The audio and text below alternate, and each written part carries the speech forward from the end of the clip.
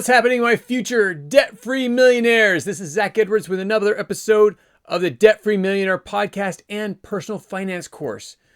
That's right, we are doing a lot of things, finances. Today, I'm going to give you a current event, and then we'll go into the topic of having children. Yeah, children are expensive, and we're going to help you with that. So, okay, going forward, I want to bring up a video. Hopefully, we can hear and see this.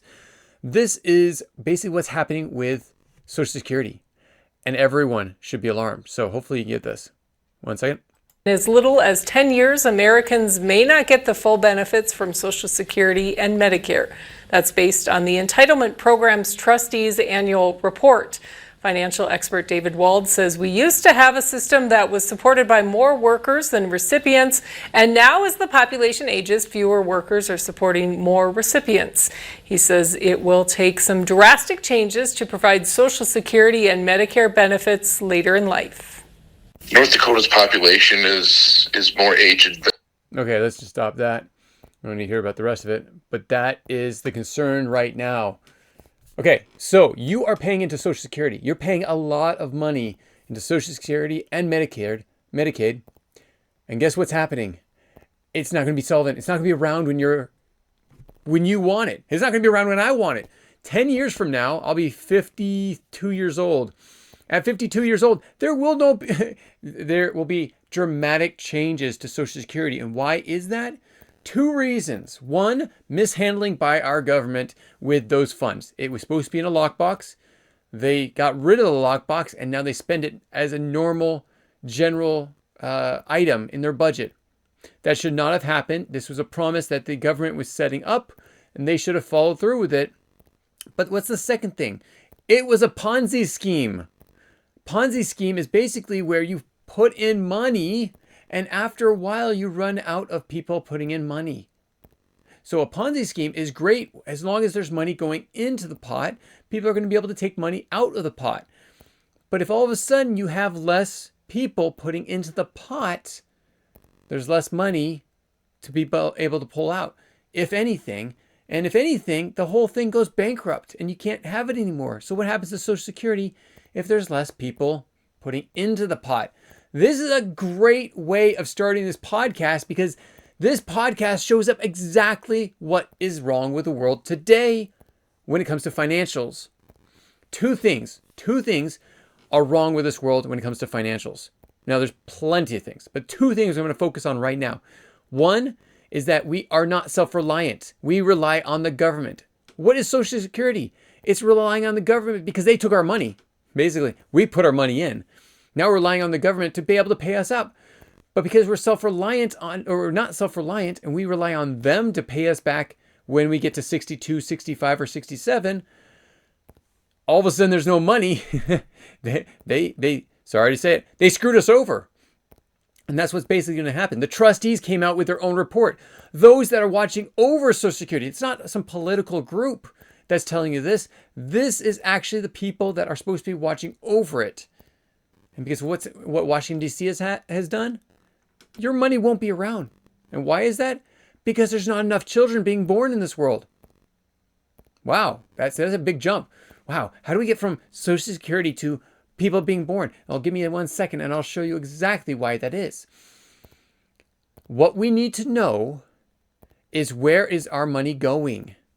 How are we spending more than we're bringing in? And people, the politicians, are okay with that. How is that? How is it that we have to live within our own means, and yet the government can overspend over and time again? This makes no sense. And it should not make sense because they have these weird theories, monetary theories, where they can actually make money, print money, and expect that there's going to be money afterwards. Well, they print money and they spend it. There's no money afterwards. You have to print it again and you have to spend it again. And then there's no money afterwards. And you keep doing this dumb and dumber again. We do not learn from history. We do not learn from the falls of Rome, falls of Greece, falls of like every major civilization out there. Now, one thing that's really interesting is Elon Musk put out a tweet yesterday that I thought was interesting. I don't know exactly the full history because, of course, history, there's a lot more than just one thing to it, but there is some truth in it. And it's like every time that the human population drops in a civilization, the civilization falls. It is destroyed. Why is that? You got to think, okay, why is it? So when we set up a government, when we set up the US government, let's take that as an example. There were very little fees that were needed. In everything up to the Civil War, there was no income tax. And why was that? Because they had import taxes and they had other taxes that sufficed. And because the government was so much small. Come the Civil War, we run this huge deficit, this huge debt for being able to do the Civil War, hold the Civil War, keep our country together. All of a sudden we have all this debt. So then we create an income tax and then we pay it all off. It's completely paid off within 10 years. At that point, you would think, okay, let's put away the income tax and let's go back to what we were doing before. No, because the government has all these different programs it wants to create. And they're going to make us better. Yes, as a people, they're going to make us so much better. Well, do they? Is the government being in every part of your life making your life better? Let me just ask you that. Again, I'm not going to tell you politics or anything like that, but I'm letting you know logically, is the US government making your life better? Do you need all these programs, or are these programs entitlements? Are these programs a crutch? Are these programs making us everything but self-reliant? If we were all self-reliant, there would be no need for a government. So in order for the government to feel like they actually have a place, they have to make everyone need them, which is what Social Security is. Everyone that is relying on Social Security needs them. You don't need them. You do not need Social Security. You do not need the US government. Yes, we are citizens, so we are obligated to pay for what our representatives have asked for. But do you need them? No. You should be self-reliant. The only things you really need them for are for your safety and defense. Those are the only things you really should be entitled to or are necessary. Military, police, and keeping order in in your local areas and your federal areas. All these extra things are extras. If you want them, great. That's what you have your representative for. If you don't want them, great. Get a new representative to try to get rid of those extra fees. But why is Social Security having such a big issue? It's actually quite simple. Again, besides the government misusing our money, because that's what they did. They didn't have that lockbox that they claimed they were going to have when it was established. So let me bring up to you why this is happening. It's one big thing. The family is going away. In schools, are you hearing about overpopulation, creating climate change? Are you hearing from friends and family, children are too expensive, have one or two? Well, if you have one, and there's two people that produce that one person, you're not repopulating the United States. Which means if you're not repopulating the United States, you're not going to have Social Security. Now, all that money that puts in there, the government's not going to give it back to you because they won't have it because they're going to put it in their general budget, again, to pay for the interest payments that they have. And yet you're not supposed to have interest payments. You're not supposed to have a ton of debt or so much debt that you can't pay for it. Can the government pay for it? No, they're printing money. They're not paying for it. So why is a family so important? Let's go back to the first thing I said about families. Now this is a known thing. I'm not hiding anything, and it is a question and concern for some people. Children are expensive. The cost of a rising child, $233,000 and $610 if you want to be completely concise. Okay, so that is expensive if you think about it, and yet not expensive if you think about it. Remember, this is over 18 years. This is 18 years that you're spending $233,000 on a child. Actually, if you look in this graph, the rural areas, they only spend $193,000 per child. Those that live in the urban areas, the metro areas, are spending $233,000. Why? It's not just because of the child. It's because our own desires to have more, to have the best products, to have the brand names, all these different things. When a child is born and they get designer clothes, they have to have the best strollers, they need to have the nannies, the daycare, all these different things. This is when everything gets expensive. What happens? What's the difference between the rural and the urban? And this is not even urban. So 245,000 is in the west of the United States. 232,000 is everyone in the south is usually paying, and mid-north is $227,000. So it's actually less there. But between California, the West Coast, and New York in the east, the what they call New England area, it's $264,000 per child. Why is it? Because it's so expensive up there. We have allowed our expenses to get so high because we want more. Americans are, one, greedy. We want to have more. So maybe it's not greed when it comes to other people's money, but we want to have what Jane and John have, the Smiths have. It's keeping up with the Joneses. You've heard this. You don't need that. You don't need to go out and eat all the time. You don't need name brands. You want to be smart because you want to be self-reliant. You know, if I could actually show you what the graph would be for a child, how much a child is with a family that's self-reliant and self-sustaining and frugal with the amount of money that they spend, it'd be well under $150,000. So let's just say it was $180,000 for someone that was smart in finances, someone that was frugal in their spending, and someone that was business oriented, or at least starting up their own business and being self-reliant, not going out to fast food restaurants.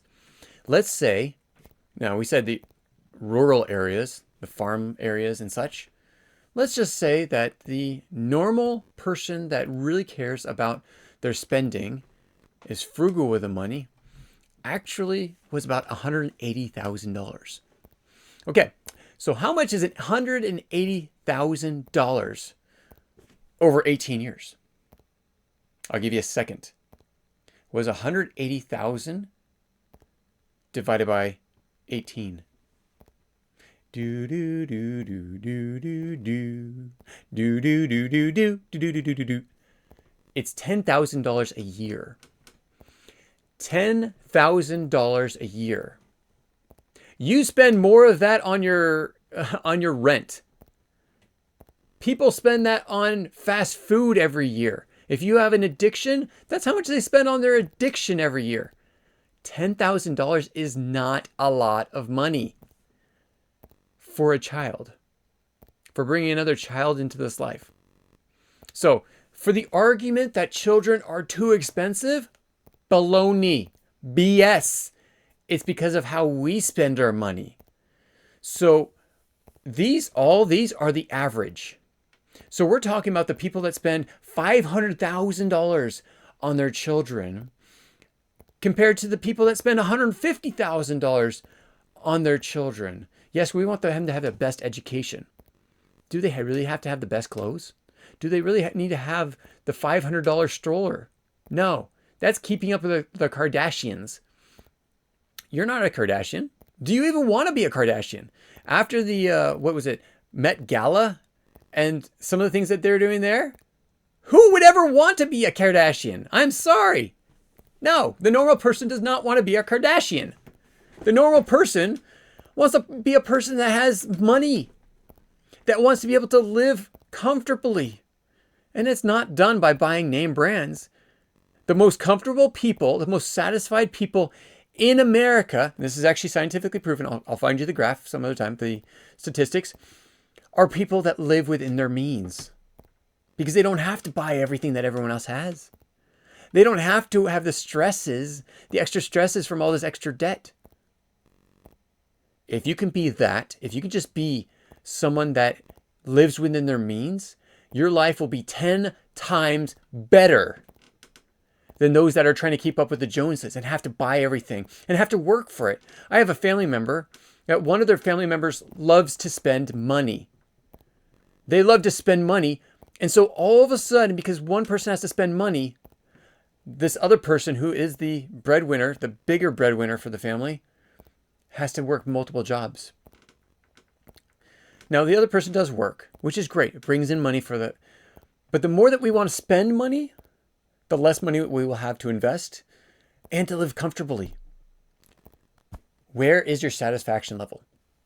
Is your satisfaction level with having name brands and having the biggest and best of everything and going on the best trips everywhere? Or is it to say, hey, I am happy where I am, and I want to take the extra money that I'm going to save and I'm going to put it into savings so that when I retire, I don't have to worry about Social Security being gone, completely and utterly gone by that point. So, what is it that will get us there? Well, it's being frugal. It's watching what you spend and not having the name brands, not needing the biggest and best and next stuff.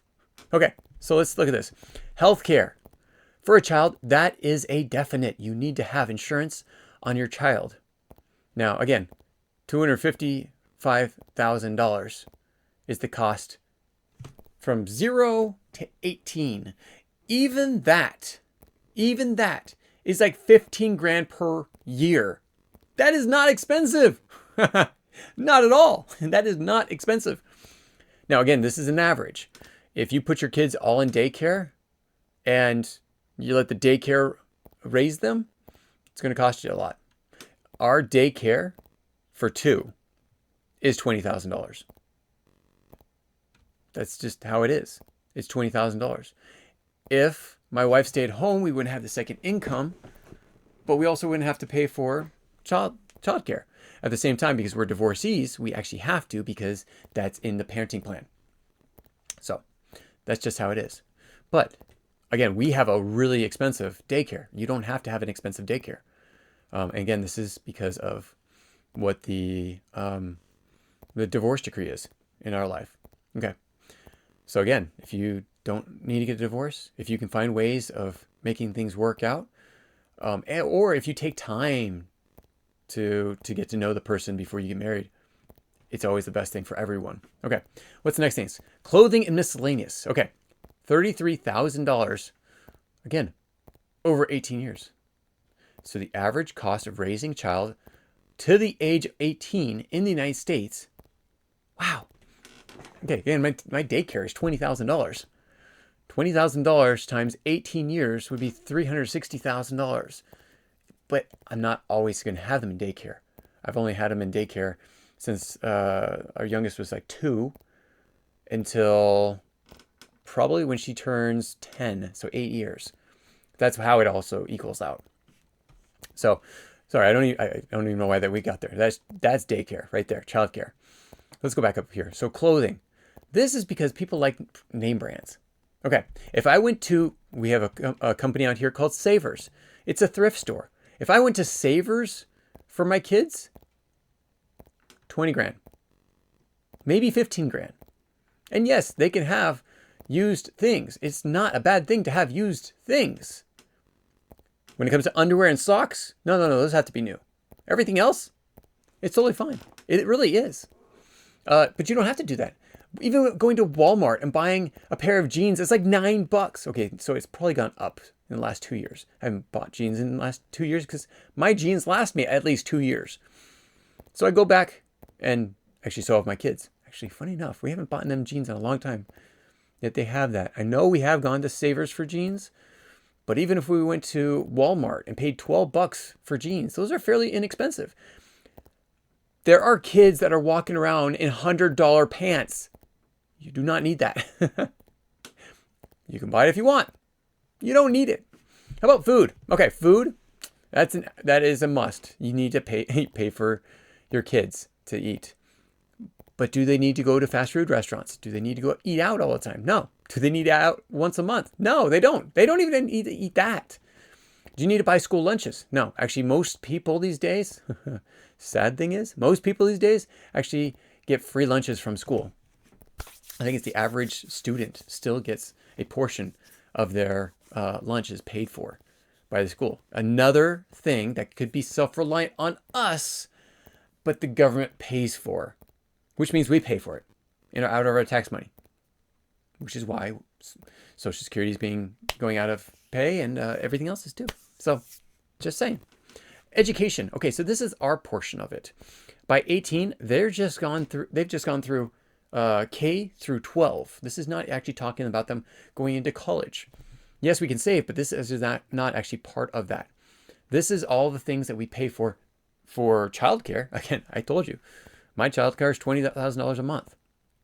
So, and 8 years, that's $160,000 right there. 8 times $20,000. Now it's split between 2 households too. And we do have a more expensive one. But at the same time, it is what it is. So again, $20,000 times 8, so $160,000. It's $80,000 for us. So we doubled just this part. But educational supplies, if you're homeschooling, this also accounts for that as well. So those are people that buy all their stuff. Now, a lot of states actually pay for your homeschooling materials. Places like California, Alaska, Arizona, could go on and on. There are like 20 states right now that if you're a homeschooling family, they will actually pay for your supplies for your education. How great is that? Even if you're not, even if you use daycare and, even if you have your 2 parents and both of them work, but on rotating schedules and such, those all equate to basically getting free money from the government to pay for your education, and you're taking care of the daycare. Or if you pay someone that's a family friend or family as well. I was watching, this is funny, I was watching Rookie. Rookie is a TV show on Hulu, and it's a great one that talks about the police officers and things that they go through. So during this show, they actually talked about how much a nanny costs. Do you need a nanny? No, you do not. $80,000 a year for a nanny. That's more than a normal job. And funny enough, these $80,000 a year nannies, most of them have bachelor's degrees or master's degrees. These are for like celebrities and people with money. You don't need that. A good private daycare is so much less. Again, I'm paying $20,000 for an expensive one. Well, somebody else is paying $80,000 for a nanny. And yes, they're basically raising the kids for those people. It is what it is. That's usually for one kid too. Wow. Couldn't imagine it. Never want to imagine it. Okay, going back. Housing and transportation. Okay, you're going to buy a house. Most likely you're going to have multiple rooms in the house. If you have 1 kid or 2 kids and you have 1 extra room, so you have a two bedroom house, which is what a normal person has. A normal person with a spouse, they always have 2 bedrooms at least. You're not paying extra for a kid. Now, yes, you're paying, in this graph, it shows that you're paying a little bit extra, but you're already paying for that kid. Now, transportation, yeah, okay, getting to and from school. Most people, just saying, on their way to work, they drop off the kid at daycare or off at school. And then come back and pick them up afterwards. You're not actually paying. If you're using the public schools, you're not paying for education. Education, this line I'm right up here, you're not paying for education. The government is. You're paying it through your taxes, but not through your personal funds. So you're buying supplies for school. You might be paying for a tutor afterwards, but you're not paying for anything else. And hopefully the parents can actually be the tutors. Just saying. So housing and transportation, that's pretty much null and void. Yes, you need to get out to sports. Okay. Or extracurricular activities. You're not paying $107,000. That includes the cost of the car and maintenance on it and every mile that you drive. I'm not driving my kids everywhere that I would not already be. If I'm going to work, I'm going to drop them off on the way to work. If I have to drop them off early, I'll probably drop them off at daycare, and daycare can get them to school. That's actually what we do. So how are they paying $107,000? It's not for the housing, because you'd have an extra bedroom anyways. It's not for the transportation, because you're dropping them off when you're on the way, minus the extracurricular activities. Maybe doctor's appointments. That's it. I don't know where that $107,000 is coming from. Now, we do actually have a car for our kids. Maybe that they've added that in there by adding that on. Okay, so I bought a $10,000 one. I drove it for 7 years before I gave it to my first child. So my first child's about to graduate. They're about to pass it on to my second child. It has 180,000 miles. Great. No, 280,000 miles. Yeah, it's like, wait a second, how'd that happen? It has 287,000 miles. Great, that's going to last us for another 10, hopefully 10, 20, or 30,000 miles. That's one more kid, maybe two more kids, maybe even three more kids. That would be awesome. That's why I got a Honda Pilot. They last forever. They really do. It's great. Now the AC is finicky at times. The rest of the car works great. Okay, so are kids expensive? For a normal person that's frugal with their money, $10,000 a month. A year. It's $10,000 a year to have them. Okay, so it means I'm making, instead of $40,000, I'm making $50,000. Or if I'm making $70,000, I'm making $80,000. That is not expensive. Now, does my wife have to take off when she has the pregnancy and gives birth to the child? Yes, she would have to take off from work, which might give us a little bit of suffering when it comes to our finances for a little bit of time. But is it really that suffering? No, it's not. I just made a decision, and we are going to make this 2 different episodes. So I'm going to end it right here, and we're going to come back tomorrow to talk more about this, because 1, I went way over in my time, but 2, it is so important. So tomorrow, it is essential that you're there, because we're going to be talking about the reason why Social Security is actually going under and how we can fix that. So stay tuned for more. Thank you so much for joining us on this Debt-Free Millionaire podcast, and we will catch you next time. Stay tuned for part 2 of week 8, day 3. And then Friday will be a bonus round. So thanks so much. We'll talk to you soon. Take care. Bye.